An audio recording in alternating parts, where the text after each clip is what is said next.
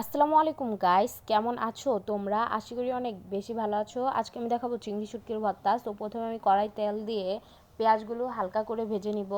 তারপরে এর মধ্যে আমি চিংড়ি শুটকিগুলো ভেজে নিব লাল লাল কালার করে, যেন এর মধ্যে কোনো কাঁচা গন্ধ না থাকে।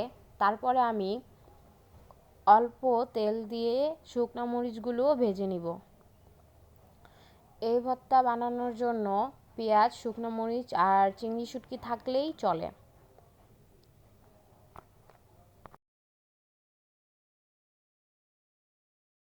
এবার আমরা সবগুলো উপকরণ পাটায় বেটে নিব।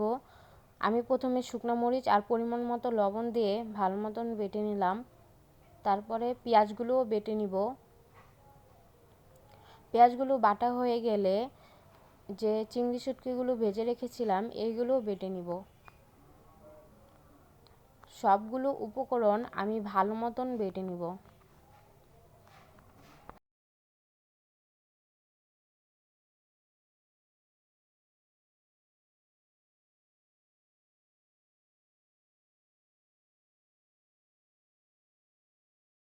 এই তো বাটা হয়ে গেছে। এবার আমরা ধনেপাতা বেটে নিব।